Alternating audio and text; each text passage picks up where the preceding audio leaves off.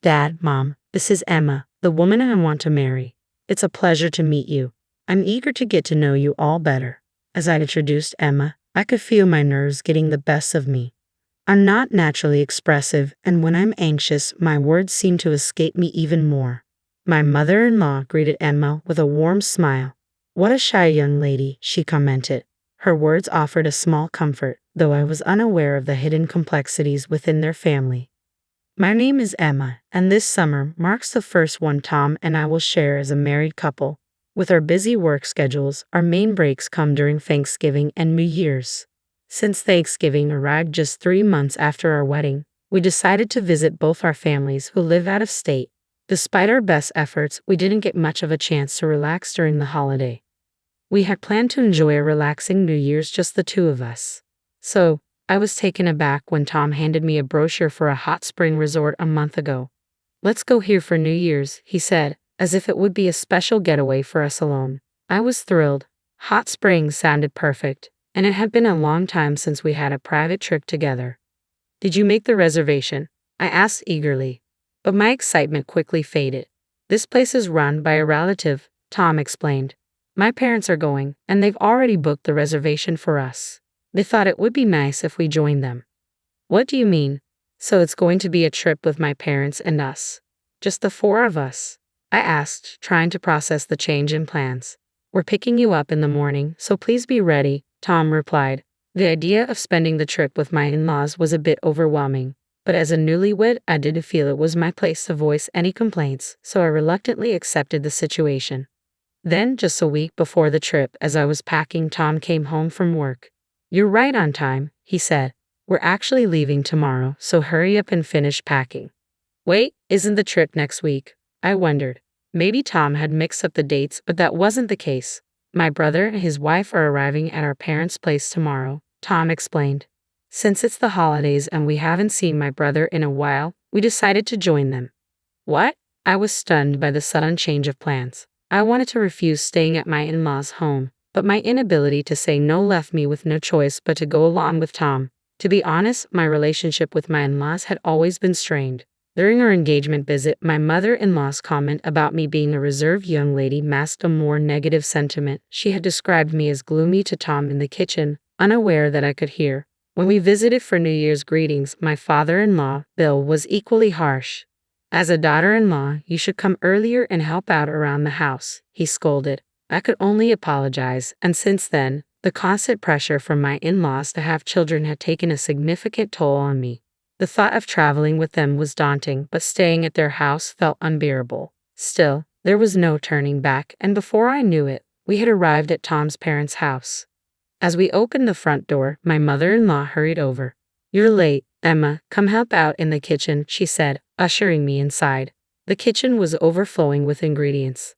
"Please handle the dinner preparations," she instructed, then went off to the living room.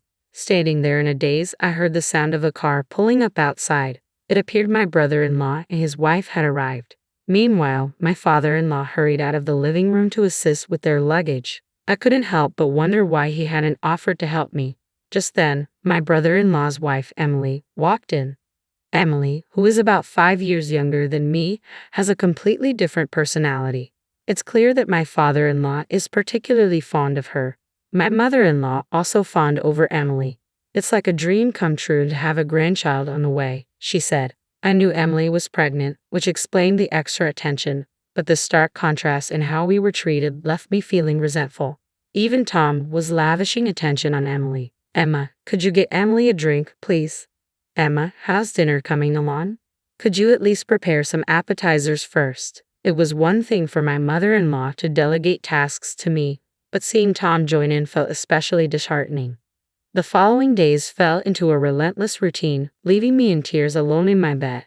On the morning we were set to leave for our trip, I was asked to deliver something to a neighbor's house.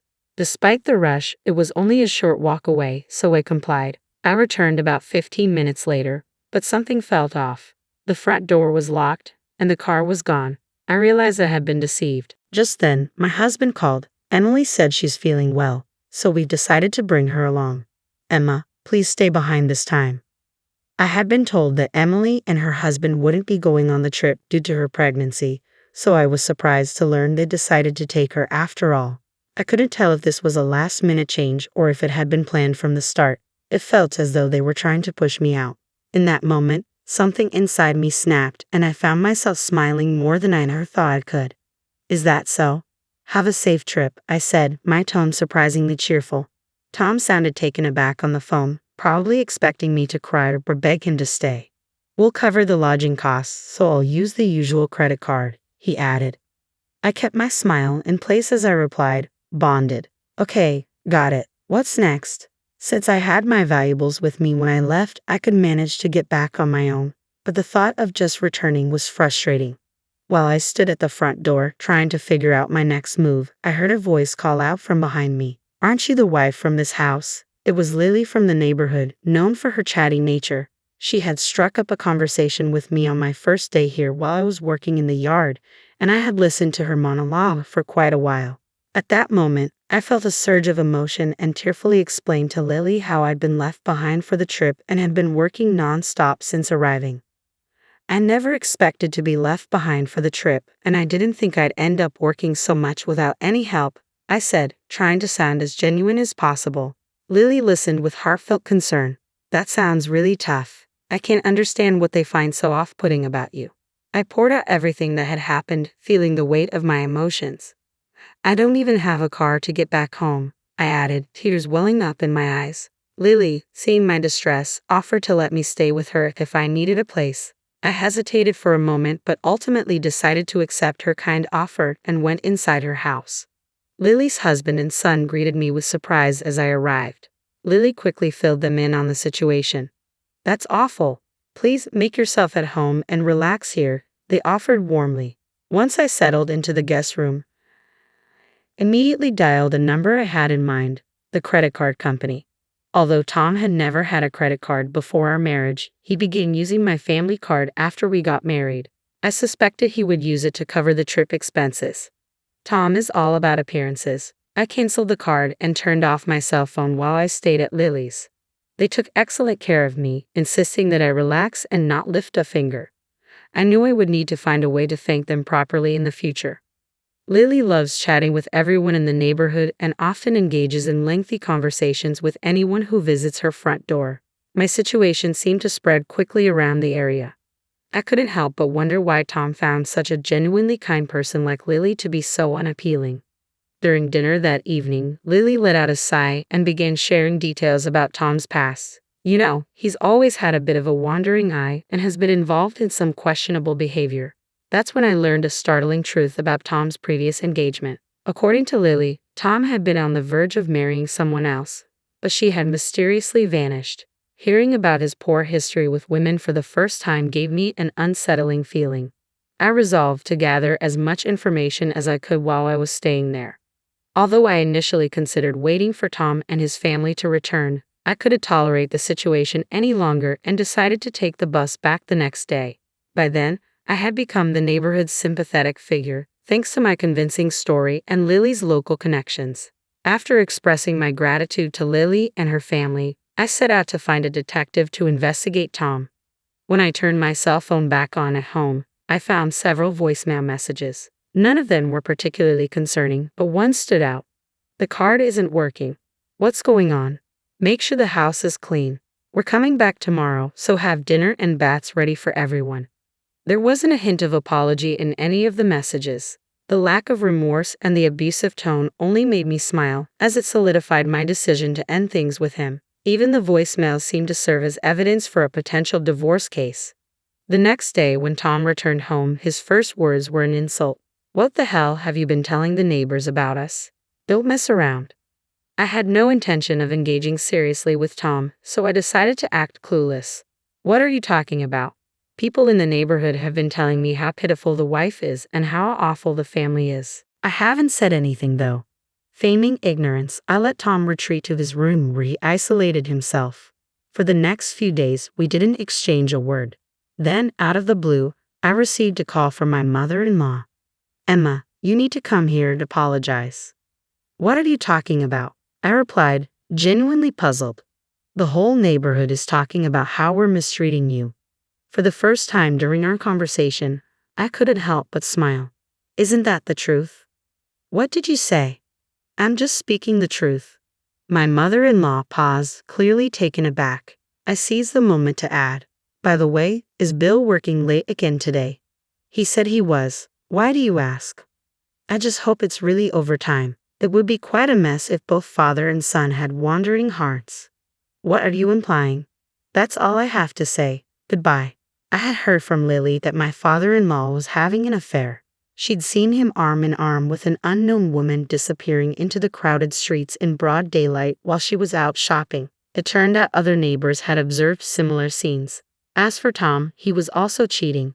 I collected evidence of his infidelity and consulted a lawyer. Once the divorce proceedings were underway, and I was preparing to leave the house, Tom called me after returning from work. Hey, my stuff is gone. What's going on? You'll receive a certified letter soon. Check it then. I can't believe I married someone like you. It seemed Tom was finally catching on. Emma, you must be misunderstanding something. I only love you, Tom said, his panic palpable. It was no wonder he was anxious. Losing my income would make his life much harder, especially since he had claimed to be sending $400 a month to his parents, which turned out to be a lie. It was actually child support payments. It was time to confront him. What's this about loving me? You've been lying to me. How did you end up cheating with another woman too? How could you betray me like this? It's not like that, Emma, Tom protested, using the classic cheater's excuse. How pathetic, and to think he went on a trip under the pretense of meeting his child, leaving me behind at my parents' house while secretly arranging to meet his child and the child's mother. That was the real purpose of Tom's trip. Discovering this truth was shocking but only reinforced my decision to divorce. Initially, I was drawn to Tom's outgoing personality, which seemed to balance my introverted nature. I convinced myself I could overlook a few affairs out of fear of being alone after the divorce, but this was a step too far. I finally faced the reality of his disrespect. Of course I'm divorcing you. From now on, you'll have to manage on your own income to pay child support for your secret child. It turned out Tom's affair partner was a waitress at a cafe we often visited. The thought of them laughing together while I was there too makes my blood boil. I demanded reimbursement for the numerous charges he had racked up on my credit card during the affair. Tom had squandered a significant amount of money on his infidelity using my card. News of the affair spread at his workplace, leading to his resignation due to the disapproving stares from colleagues. He ended up moving back in with his parents and took on a part-time job.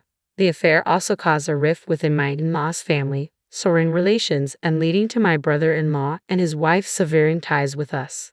Although I had never gotten along well with them, Emily reached out with an apology after the divorce. It turned out we had simply been incompatible, and she was actually quite normal.